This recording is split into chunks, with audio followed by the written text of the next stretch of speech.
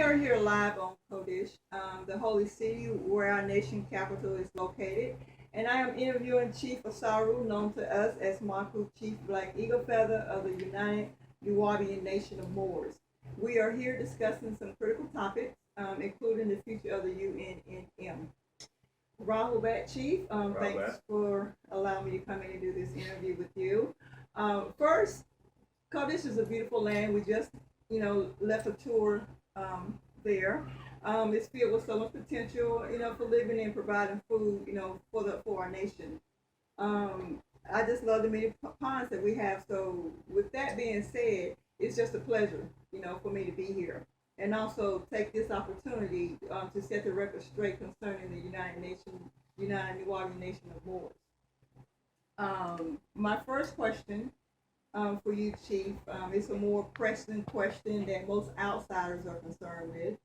Now, our records indicate that you were constitutionally seated on May 3rd, 2011.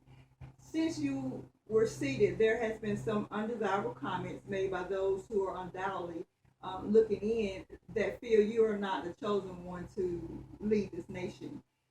What do you have to say to those critics who are uninformed? Well, it's really not much I can say to them, as they're not in our nation, So just like people have their opinions on how they feel government should be ran, you really don't have any say so if you're not a part of it. That's the whole point of how the outcry they have in the U.S. Vote and make your voice count. So Right. It's the same thing within our nation. We have a voting system. We are a democratic form. We have a democratic form of government. And so, they're entitled to have their opinions, and everybody has that right to have that. But it has no bearing on what I'm doing, how I'm doing it, and how that relates to me and our other citizens in our nation. It has no bearing whatsoever. Okay. But there are also those who are in the movement with us who walked with the master teacher for many years and lived on the land formerly known as Tamaray. These elders respect your position and also understand that you have enormous amount of adversity and problems that was inherited after the kidnapping of our master teacher, Dr. Malachi Z. York. Since you have been the Supreme Grand Master, President of our nation, what has been your biggest obstacle? Same as my predecessor, the Black Devil. The Black Devil is the worst devil because that's the one that we feel is family. So same as Chief. Before me, before I became constitutionally seated in the seat of Chief, his biggest hindrance, he said, was the Black Devil, and it's the truth. It was Black Devils that falsely accused him. It was Black Devils that set him up. It was Black Devils that was living on the land. It was Black Devils that was not living on the land. And they all conspired together to work to bring down someone who was all about upliftment. Right. So it's the Black Devil by far. That's the worst one. Okay. All right. Now, there's an organization of people called the United Nuwaupians Worldwide LLC. What is the difference between that group and United Nuwaubian Nation of Moors? Well, to keep it simple, without getting into the politics of it, one is a company, a business. The other is a nation. That's the biggest difference. We are a nation that has the right to autonomy, self-governing. We have our own government. We have our own casting system, etc., etc. So we're far different from the group of United States citizens who call themselves NuwauPians worldwide. We have our own nationality. We have our own identification, our own reclamation forms, etc. Mm-hmm. And we have those rights by way of our Constitution. So that's the biggest difference. One is a company, and I don't even know how they really get confused with us because they don't call themselves us. They call themselves the NuwauPian Nation worldwide. Now they use nation like Nation of Islam use nation. They just have the word nation and they do not have a constitution. The only constitution that was drafted, by our president, before he was removed before his time, was the United Nuwaubian Nation of Moors Constitution. And our Declaration of Independence is here, was also written by him. You know, it's got signatures on it as well, making it a legal document. We have other ones as well. But that's the biggest difference. You know, Malachi Zadok Yorkel, you know, made sure that he provided something for us so that we can move on into the hereafter. And so this is one of the most powerful documents that we have. This right here, to be able to govern ourselves. And this is how we move. This is how we do business. This is how we are able to nationalize and naturalize. And people always ask, while I'm on that subject of naturalization and nationalization, people always ask, you know, what's the difference? Or they might say, well, naturalization is for aliens. You know, I've heard people from other think tanks use the term that way. But the reason why we use naturalization, because naturalization deals with an individual who has come out of another jurisdiction to be put into our jurisdiction. You know, so if you were a part of another nation, let's just say anybody that's seeking refuge here or seeking to be a part of our nation, that's a United States citizen. I mean, they are a part of another nation. So you have to be naturalized in order to change jurisdiction, cross over. So that's what our naturalization application is for, the 19-1 application, which can be found on our website, UNNM.org, under citizenship. So that's the biggest difference. And that's the reason why we use the word naturalization, because we're changing the jurisdiction of the individual crossing over, whereas nationalization deals with the ability to make someone a citizen. You know, and they both are interchangeable. You know, but the biggest difference is the jurisdiction crossover. You know, because citizen is and of course, we're using black laws definition, and a lot of this relates to how their government is run. A lot of people try to use their standard to say how we should be doing what we're doing. And it doesn't always work that way. We have our own way of doing things, but to make it simpler, because United States, there are different statuses you can have. You know, citizen is one of them. Right. You know, so because they have multiple different status quos within their structure, this is why you can be different things. You could be Sir Juris, you could be a regular citizen. You got people who bind themselves to the code system under the UCC, which is something else that they have in their system. You know, so a lot of that stuff that they have are different statuses that you can have, or some people like to use the word standing, you know, different status of standing within that particular system. So in our government here, we use naturalization to keep it simple, because the person is changing jurisdiction to come over to the United States nation. Okay. All right. So let's talk about the Constitution and the Declaration of Independence of the UNNM. As you said, it was drafted by Michael Chief Black Eagle, on June 26th of 1992. The Constitution speaks on how we should conduct ourselves as a nation. Am I correct? That's correct. What is your take on how following the laws of the Constitution, our Constitution, and the Declaration of Independence can best help us move in unity? Well, the Constitution that was drafted by my predecessor, our predecessor.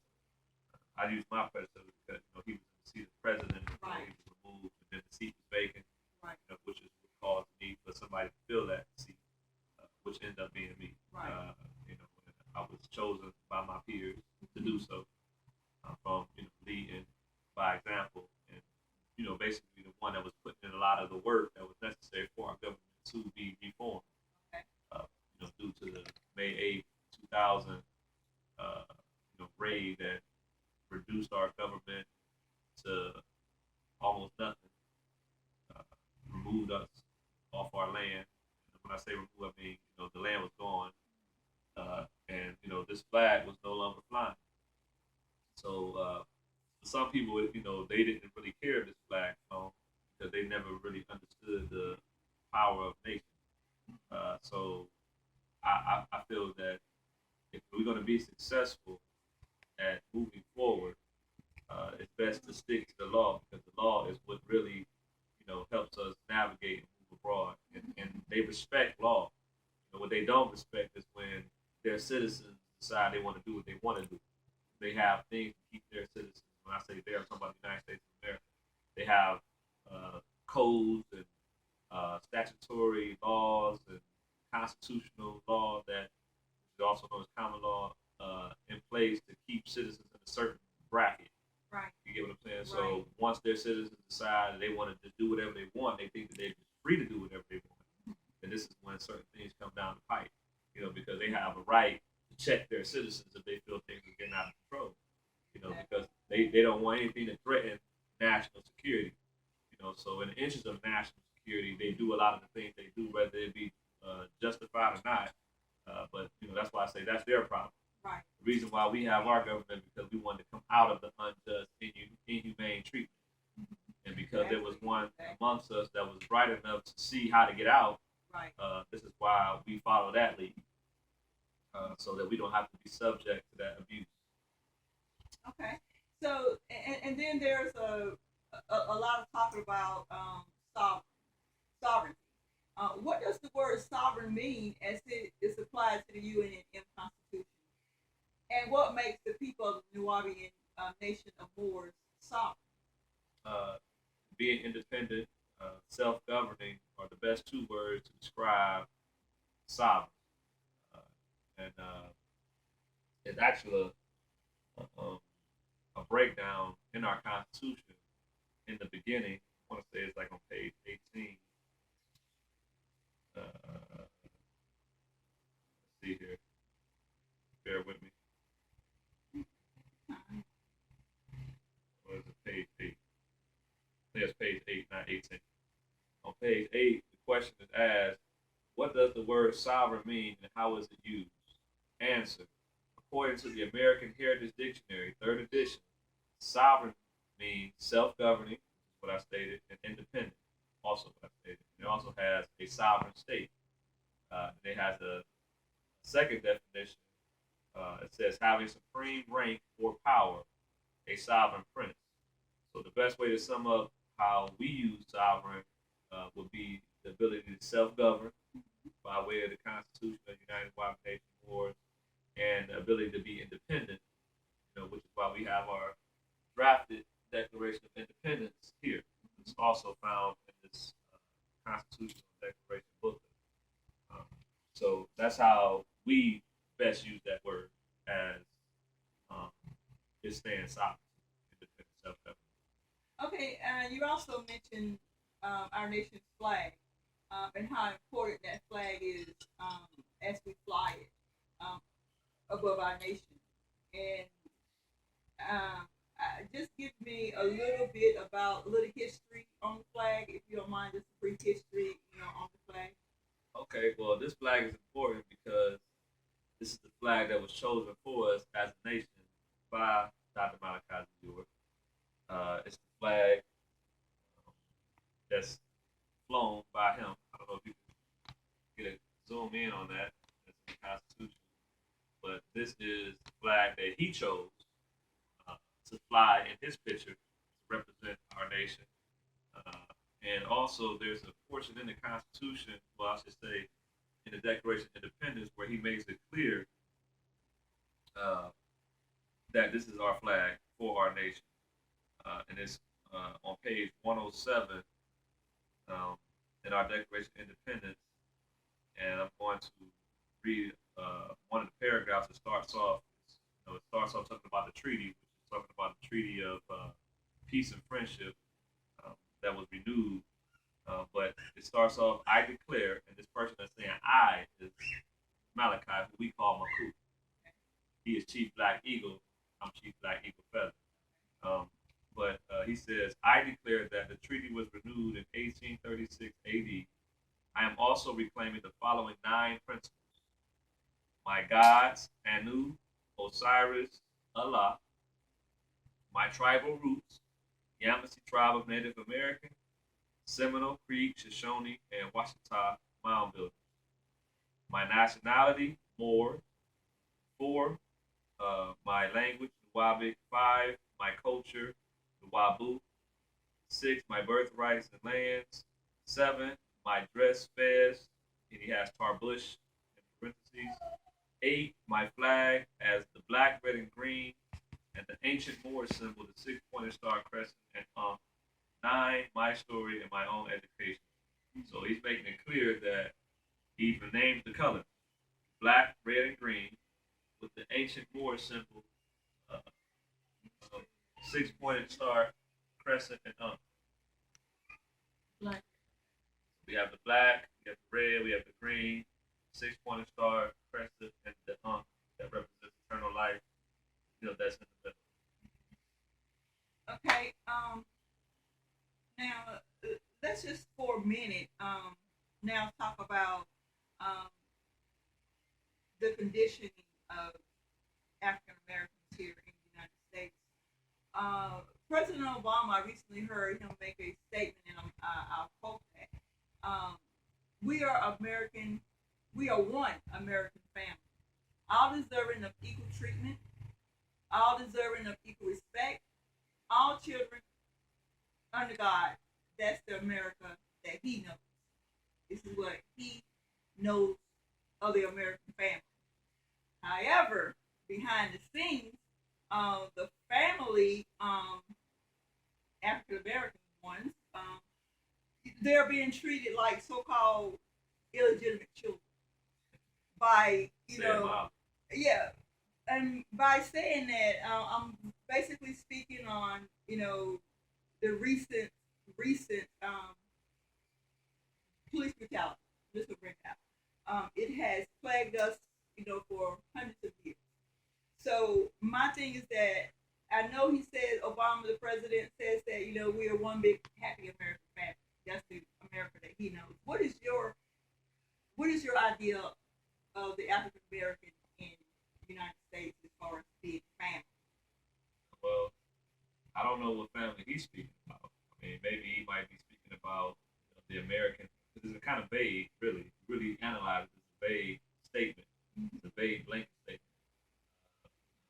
Maybe he's talking about, and because it's not vivid, maybe he's talking about the elite family, which he would be a part of, being that he sits in the highest seat of this country. But family don't kill one another. At least they shouldn't, especially not on the scale that is happening now. I mean, under Obama's rule, they're already up this year from last year's killing deaths of black African Americans, that they call themselves. So the solution would be to come out of that abuse. In that system, you're considered to be 3/5 of a human being. You're not considered to be human. Thus, they gave them civil rights. Because they gave them civil rights, that's why every time something happens to them, there's a civil rights investigation, not a human rights investigation, because they're not considered to be human. But if they was considered to be human, then you would have human rights investigations, and they would be violated a lot quicker, because the Declaration on Human Rights is very, very clear on your rights as a human being. But they don't consider blacks or Africans as human beings because they accepted the title as black. And black has no standing at law. It has no standing. It's very colorful. And that's the appearance of law, but it's the absence of law. And so because they accept these terms, they have been renamed constantly, depending on what year their parents were born and their parents were born. Different things are on the birth certificate. You have colored at one point. You have Negro at one point. You have black at one point. Now they're calling them African American now. So all of these are tactics to change the person's racial identity so that they don't identify with what they really are, which is Moors. Moor describes what they're calling black people. The word Moor describes us as a racial family, and there's respect on the term Moor. There's a history behind the word Moor. As people who contributed to society, people who contributed to civilization, etc. But when you start talking about black, there's no black history other than that which is connected to kidnapping, which is servitude, they call slavery. And this is why if you was to have a conversation with so-called intellectuals and you ask them, when does Black history start, they'll say the Civil War. They like to say the Civil War as if black people just began, at that point. Like they just popped up and they grew some human beings and they just manifested, and here's the starting point of their history. Well, it really is the starting point of their history because this is when they classify them as a particular name. And so black history literally does start, during and around that time when they was actually being considered for something. Because the Civil War was about the freeing of the slaves. The South had a lot of wealth due to the massive kidnapping that they had of people that was in bondage. And the North had a different plan, and the South didn't want to give up their wealth. So thus there was a fight over a commodity. They was calling human beings a commodity at that time. There was a product. Today they still call them a commodity. If you look under the UCC, they have it listed as chattel property. Right. And I encourage anybody to look up chattel property and a legal definition or dictionary, Bouvier or Black Law. Look up chattel property. And these are the types of pitfalls and traps that they have in their government. You'll be thinking you're one thing, but you're really something else. Because of it's okay. The children are fine. They don't play. Yeah. But it's a matter of really understanding law. Now, when I say chattel property, that's not law, first of all. But because people are classified under this particular code system, I encourage them to look it up. Chattel property ties into the code system, and code systems are not law. Codes are they are what they say they are. Codes. And codes are not to be confused with law, common law, constitutional law. And so because they have a lot of different, like I said, traps in the United States government and how you could be moved around from one category to another, it becomes confusing and people get lost in it. And some people give up, some people don't care. But why deal with any of that when you can come out, be a part of a nation that's founded on love, joy, peace, happiness, law, etc. You could be a part of that from the ground up.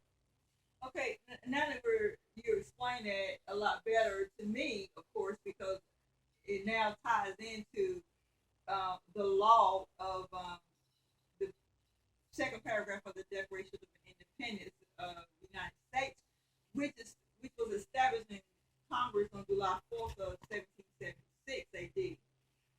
And it states, and I'm going to quote this as well, because I found it, very worthy of understanding that we should understand this.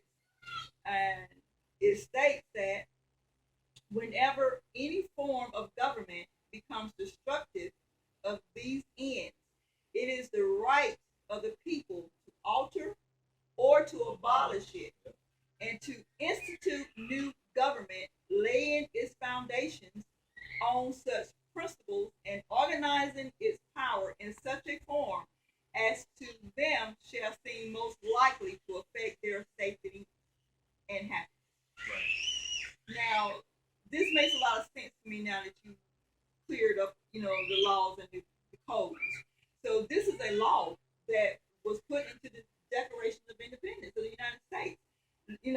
Can you explain more about that so, it can be a broader idea where people can really see that this is very instrumental to us. Very instrumental.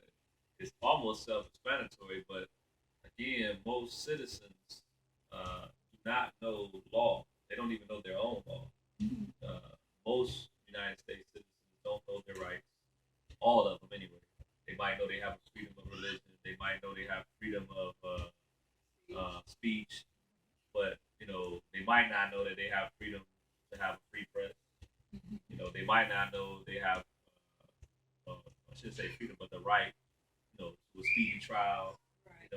There are several rights for citizens in the United States, and most of them don't know all of them.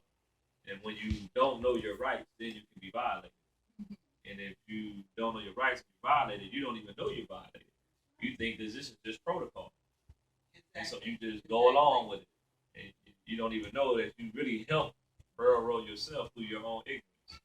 And I use the word ignorance because the root word of the word ignorance is ignore.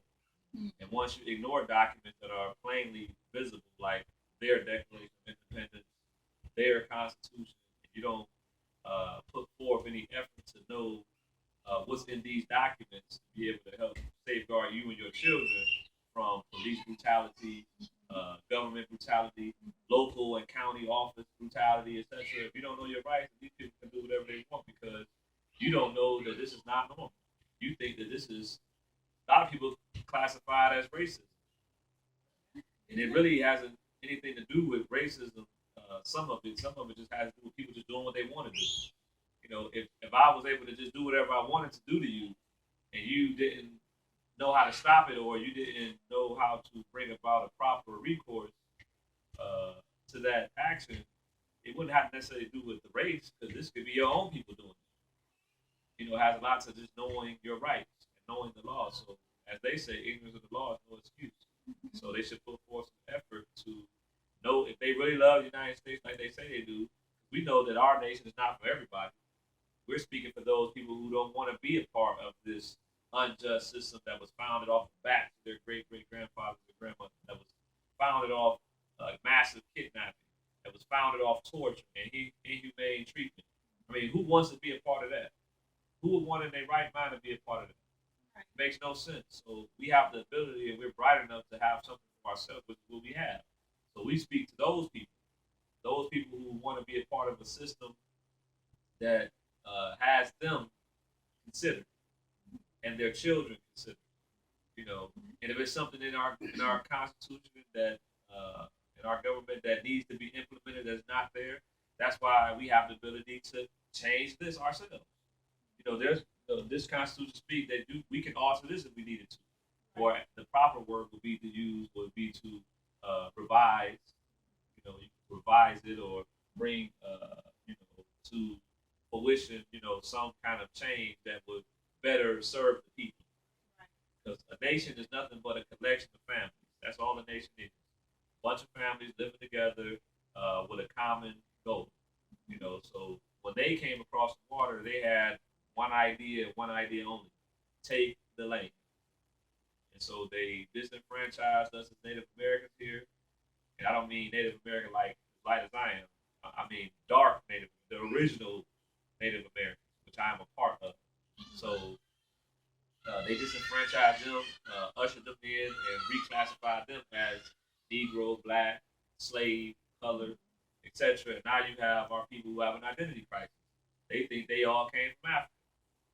And the majority of their roots is right here. You talk to you, all you gotta do is talk to the elders of their family.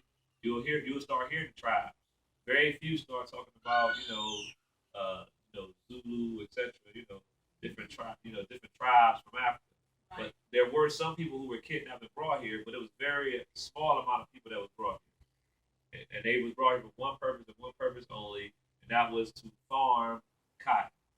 But cotton was not the largest commodity in America during the oppression of our people who were kidnapped. One of the largest commodities was sugar, corn, and rice, and pelts, which would be animal skins. Those were the largest commodities.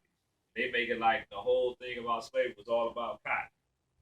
You know, that was a very small, very, very small crop here.